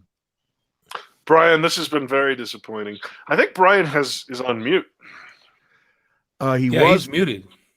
But Brian, you gotta remove. Hey, there he is. Brian, can you speak? I think they're gonna try and reload, so he should be back here as soon as he is. We'll bring him in. Oh, this is why I stopped doing radio. But yeah, Clint, I know what you're saying though. Like everybody is certainly not an expert, but they all are entitled to their very strong opinions, and they are certainly prone to exercise these strong opinions. And they won't let the truth get in the way of a good story or a good feeling. And sometimes that's the basis of these patriotic endeavors or these religious fanatics in the first place. Well, that's why I got so interested in this, because, you know, you're talking about things that are actual truths, right?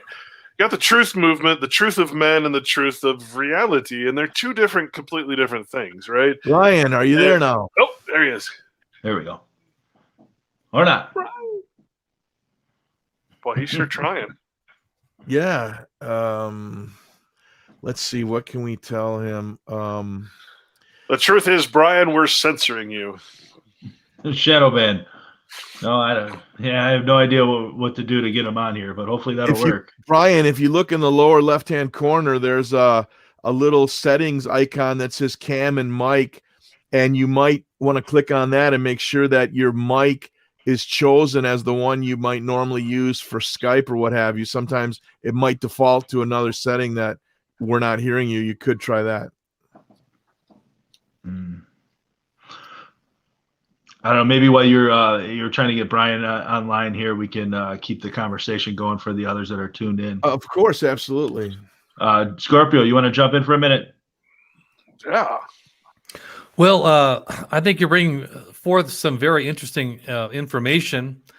Maybe you could elaborate a little bit about this right to bear arms and arms being capitalized. I'm not quite clear on what you mean by that. Yeah, that's called a capitonym. It's actually a term you can look up. When you capitalize a word, any word, it turns into what's called a proper noun or proper, meaning it's specific. So if I were to say we, the people, I wouldn't know what the hell you were talking about. When I capitalize the word, okay, now I know you're talking about a specific people, and it ain't us, right?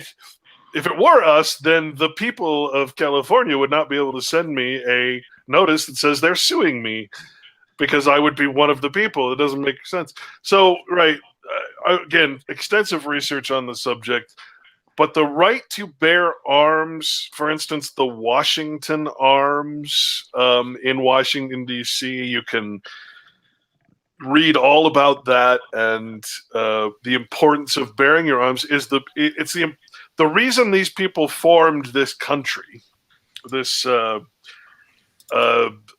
Articles of Confederation. You have to understand, confederation means conspiracy, combination, and one other word.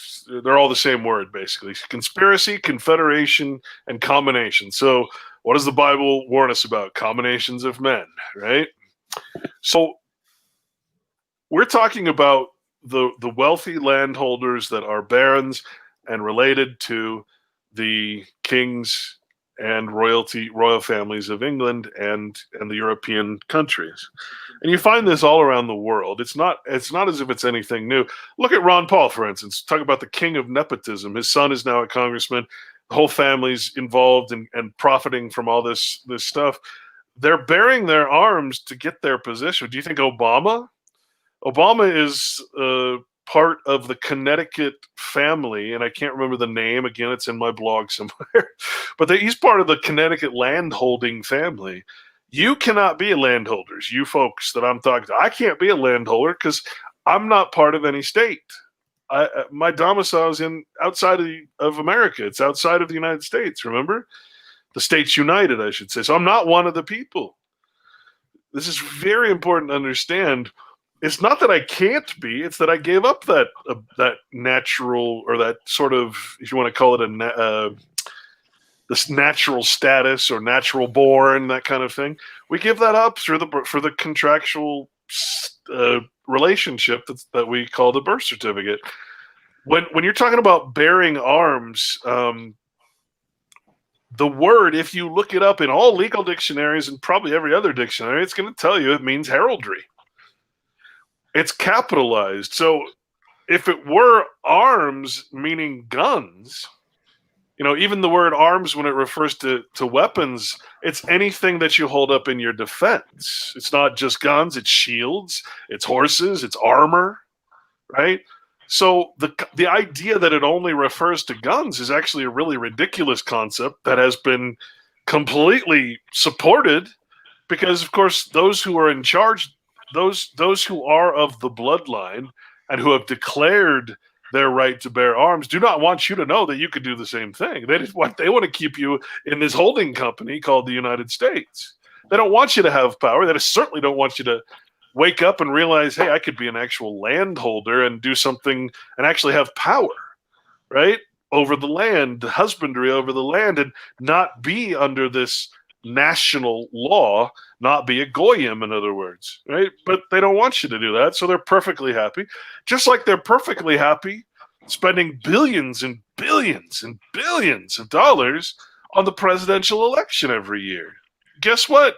You don't elect the president. You're not electors. The Electoral College elects the president no matter what you say. So when you go and you vote for one of the two bloodline cousins that have always ran for president, you're not voting for a single, a person or a man, or you're voting for the same family that's been running the show for centuries, right? Way before the United States was ever created. Your vote as a United States citizen does one and only one thing. It supports and confirms and consents to the fact that the Electoral College is in place and elects the president. What's the difference? You won't like it, but if you look up the term voter and you look up the term elector, well, we call the people in power, we call them the elect. We know what that means. What's a voter? A voter is subject. A voter is subject of the elect. A voter has no power to elect. That's why you're voting.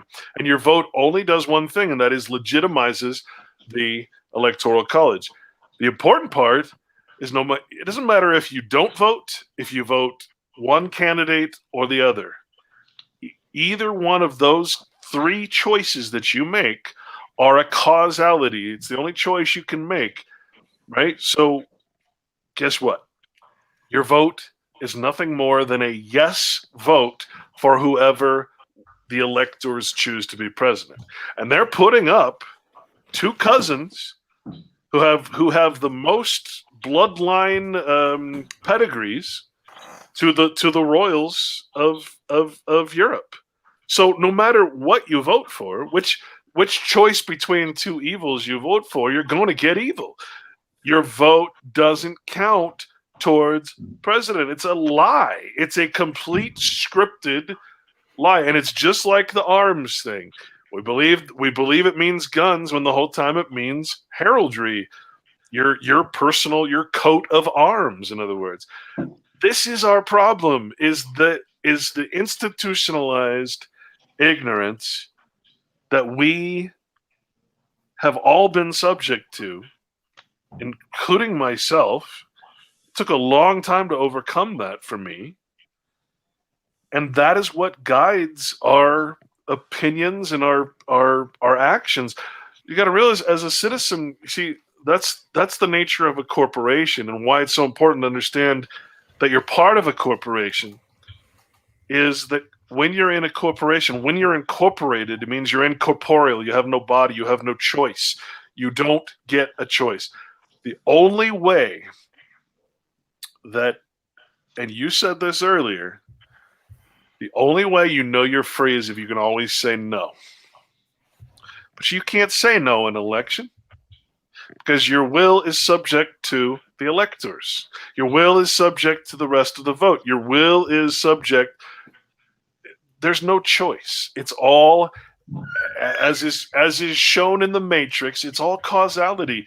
You're doing things, you're making things that you think are choices, but in reality, you're still under that Roman strict law. You have no choice. There's no moral behind the law. The law is not immoral, it's amoral. It's without morals. It's without values. If you're a judge and you have moral religious thought, you're supposed to recuse yourself from the case. This is the situation we're in. And until we overcome that, nothing's going to happen. It's a spiritual war. It's a war against nature. It's a spiritual war.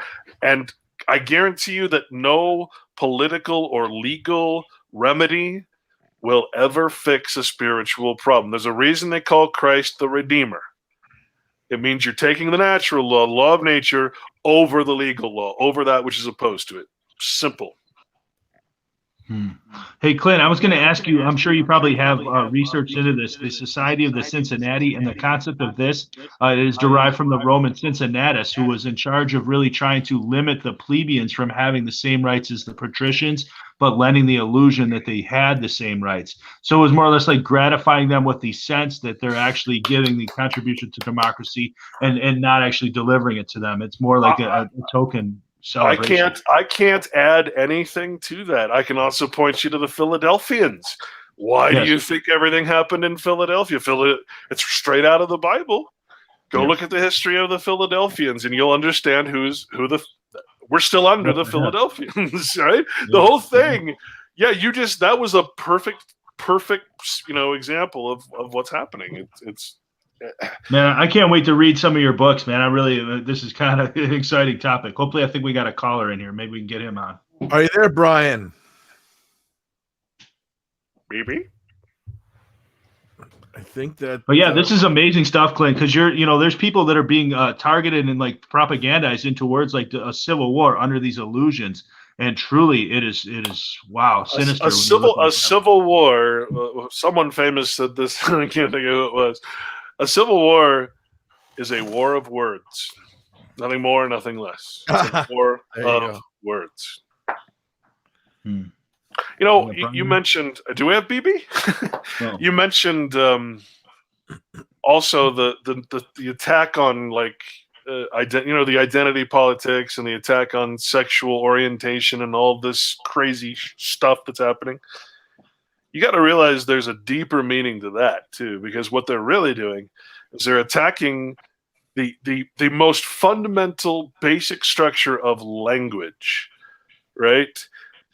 That is the feminine and the masculine. If they take away your ability to even think that something could be masculine, which means superior, and something could be feminine, which means inferior, not in reality, but in language. If you no longer can refer to things in a masculine way, which is that's a rule of grammar, not sexual. There's no sex in legal things. There's no sex in language. It means this is something that has power, or this is something that doesn't have power, has less power than the masculine. That is such an ancient thing that it's the foundation of most ancient languages. If they take that away, if your words can no longer be referred to as masculine, and instead they're always in the subverted or feminine position.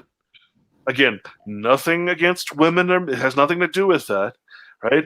It has to do with the language arts. If all your words get the power or the masculinity taken from them, then you have no power whatsoever. That's what this is all about. So if I can't even recognize that a woman is a woman and a man is a man and this is that and that and that, I've lost all power at that point. My words, the power of words, which is everything in the legal realm, it's gone. I have no power. Ask Clint if we are ignorant or benefits from keeping us. Do the knowledgeable folks of this benefit from keeping us ignorant? Is the question I see.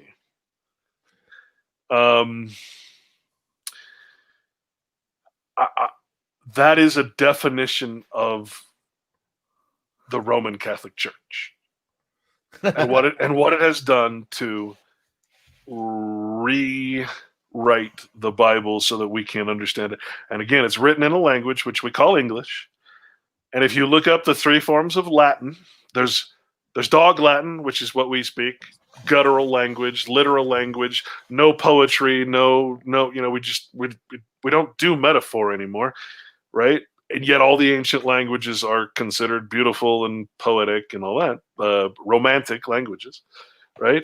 Then there's the middle one. I can't remember what that is, but that's basic, it's sort of the average. And then there's the Law Latin.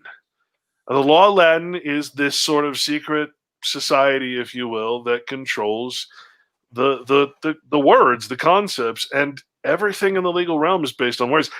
If you don't understand the words of the Bible, how could you possibly read it? If I had to go through every word in the Bible, and almost every word I came across had a different meaning than what I thought in the English language.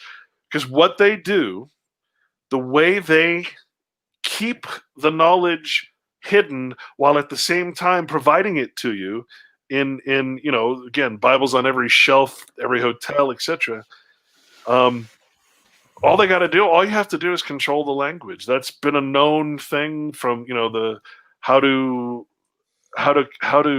what was it called, the how to keep a slave. If the slave learns the master's language, the master has no power over the slave, right? Now, one of the movies I like to recommend for people to understand this, you guys ever see The Book of Eli? I have, yes. Mm-hmm. Well, you noticed that the guy one guy's taken the Bible, right? In other words, the law is complete anarchy, complete chaos, complete lawlessness, rape, pillage, everything. And he's taken this Bible all the way across the country so that it can be rewritten or republished so people can have it again. And then you have the evil villain guy who remembers that the church and the state had so much power because they kept knowledge hidden. They kept the Bible knowledge hidden from us and gave us a bullshit cover story, right? Called religion. And what he was doing, he kept everybody illiterate. So all these guys were going out and grabbing all the books they could find in this wasteland of carnage and ruin, right? And they're bringing back books. He wouldn't even tell them the title that he was looking for, which was Bible, not that they could read it anyway, because he knew that if he could control the knowledge of how to be free under the law of nature, the law of God, if you could keep that from people, but at the same time, not only control the information, but invert it and give it to people who are illiterate. And keep in mind, the Catholic Church, I mean, they're still delivering their canons and their speeches and their services are still doing it in Latin. Latin to the common people is considered a dead language. No one speaks it except the Law Society, except those who are keeping the secrets. And the secret is everything. Secret is the key to all power. If you're the secret keeper, it means you're usually the creator of the secret, and it's usually a lie, right? So here's this guy trying to control the Bible, because if he controls the Bible and he's the only one that can read it, he has all the power. So yes, these people absolutely understand that the Bible is the key to individual freedom. And yes, they've kept that from us, and they've given us a Bible written in a slave language, in a literal, guttural version of the Latin that they speak on a daily basis. And as a legal citizen, you are considered to not only know the entire law, which nobody can, but you're also expected to know what every term means, and you're expected to speak in the legal language at all times. Because that's what you are. You're a legal person to them. Okay, Clint, Brian just sent me his question through text. He wanted to know why you've dropped the communitarian ideology from your perspective. Wow. Communitarianism is a completely different subject. We used to talk about it on RBN a lot with Lark from Texas and everything. But all the isms, they essentially fall under the same category that we're talking about. It doesn't matter which ism that you put on it. It's gonna. I mean, we can talk about communitarianism. It's not my area of study or expertise. I'd probably want to get someone who's more of an expert on it.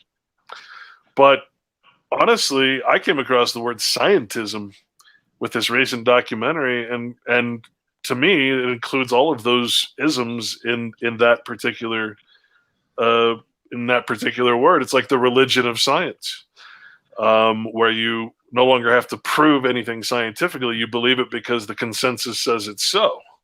Right. That's what we're dealing with. Or you can model it in a sophisticated animation algorithmic generator. But yeah, that's. Yeah, or you just say that the science is settled, and if you don't agree with us, if you don't agree with the consensus, then you're anti-science. Yeah, that's a really strange way of wording that question. It makes me sound like am I hiding? No, that's just how we worded it. I didn't change. I get that. I get that kind of. I get that. Hearing myself. I get that kind of fallacious attitude. It's sort of an attack the messenger kind of thing, or laying a red herring. Like, why aren't you talking about communitarianism? Well, same reason I'm not talking about pizza. We're not talking about communitarianism, but I mean, why won't you talk about pizza? now that I let's talk know about pizza. there's a conspiracy against pepperoni. I mean, we could spend the last 5 minutes talking about communitarianism if you want. I don't know how to answer that, honestly, because that's one of those. You're evil. You're not talking about what I want you to talk about. I really don't know how to answer that. So Fair enough. yeah. Well, guys, you got any last insights before we wrap it up?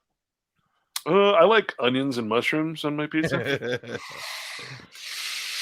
Well, I would just say that there's something to this scientism concept because it ties into technocracy and just sort of a new system that it's difficult to encapsulate with old terminology. I think this new system they're trying to introduce is a lot of the words we use are essentially archaic.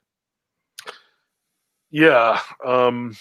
Like I said, our language, like if you look up dog Latin in the legal dictionaries, it explains the reason they call us dogs is because you refer to beasts of burden as four-footed animals, right? So a common term for the goyim or the citizen is a dog or cattle or some sort of livestock. We think of livestock, it's actually two words, something that's alive and something you stock. Well, gee, that sounds like us, doesn't it? Waiting to fight their wars or take their drugs or somehow otherwise be exacted from or extorted from. So I will say this. I know this has been a lot to take in, and it's really hard to paraphrase and speak simply about such things. And I realize that people are going to hear this and they're going to be like, this is crazy. I can't. And they're going to have the same reaction that someone might have when you try to tell them about vaccines or about the Rothschilds or about any type of conspiracy stuff that we all talk about. We all lose friends and family about. And I understand that. And I can understand that when you go against any religion or any mythological thought, fallacious thought, that people are going to get angry. It's like a protectionism. I get that. And I understand that. And I would just invite people, including you guys, if you have questions about anything I've said, it's all here in my computer. It's all here. It's all in my research, and I would be happy to send you any reference to anything I've said here today because it's all there. And I've spent years and years searching and searching and searching. When I got into this thing in the first place, I thought the goal of the truth movement was to find the truth, no matter what it did to my ego, my reputation. I thought that was the goal, but it turns out no. We get to a certain point, we get comfortable with the mythology, the history. We like to blame something other than ourselves, and that's where we stay, a lot of us. And again, I get it. I just chose to keep going. I chose to go past the gatekeepers and go past this and really, I don't listen to people anymore. I go straight to the research. I go to patents. I read the most boring crap you're ever going to read because that's the primary sources. I read the law, for God's sake. What a boring mother I am. But it's helped me to really understand that you need to go past what you hear and what you see, because there's a lot of disinfo out there. There's a lot of stuff that was really hard for me to let go, but I did, because the facts are quite different than the story. And everything needs a history. Think about it, man. The United States government could not exist unless it had its founding father history. Without that history, they have no justification for their existence. Not that they're anything like what it was. In fact, it's much worse now. If I were to rewrite the Declaration of Independence, the United States as a corporate structure is much worse than the king, right? So, and what it's doing to the states and to us. So everything has to have a history, and the history has to be believed for the power structure to be there.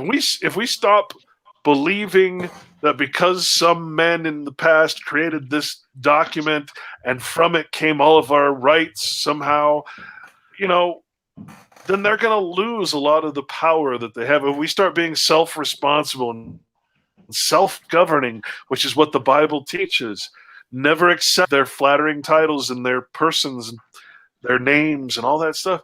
I mean, it's most of the really prominent people in history, the free men in history, they wrote in their quotes, and they're quoted as saying that most men will choose subjection over freedom because freedom requires self-responsibility.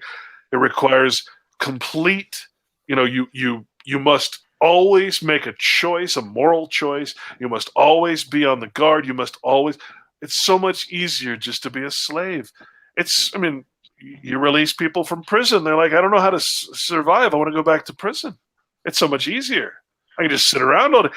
This is the mentality that we've gotten. We don't know how to be self-sufficient, self-governing. We don't know because we don't know the law of nature, which is, again, it's pretty self-evident, but we've lost the art. We've lost the ability to practice the law of God, and that's a huge statement when you think about it. So thank you guys for having me on, man. I'm sorry I didn't mean I always end up monopolizing conversation. I never mean to, but once I get going, you just got to stop me.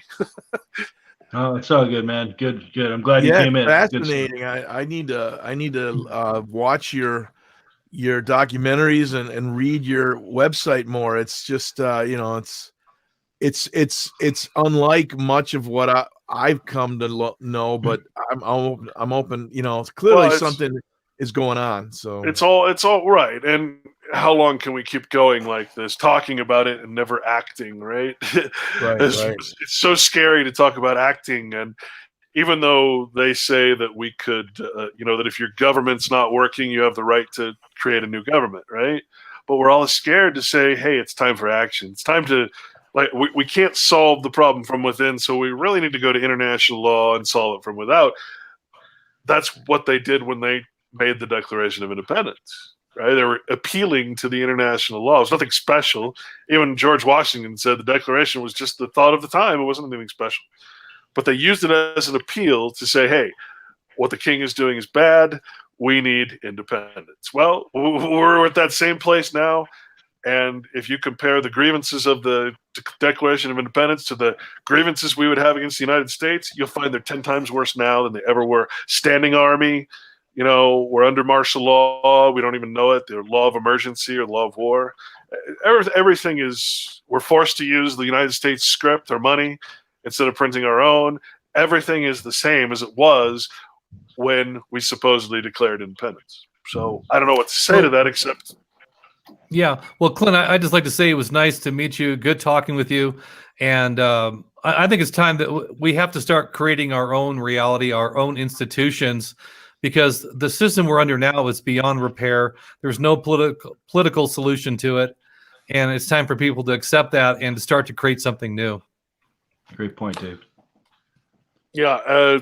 I see a question there. Who's the head of the snake? Mm-hmm.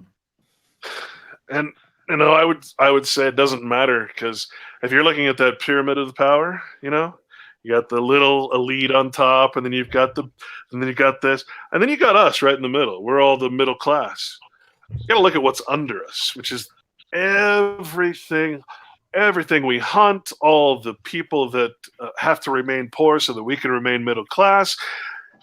The pyramid is much deeper than us at the bottom. We're in the middle. We're just as bad as the guys on top when you take self-responsibility and you realize that your status, or any wealth, depends on other people being in poverty. And that is against the law of God and law of nature. It's the whole point. We're not acting as we have a false religion, the false God. We're not acting as we pretend. We're calling ourselves Christians, but we're not, or we're calling ourselves atheists, and we're not. We're nothing we title ourselves is actually real. We don't act the part. We wear the T-shirt. I'm an anarchist. well, wait a minute. You have a driver's license. How are you an anarchist? You own a corporation and you're saying you're an anarchist? What the hell? Right? None of it makes sense, right? Just be a man.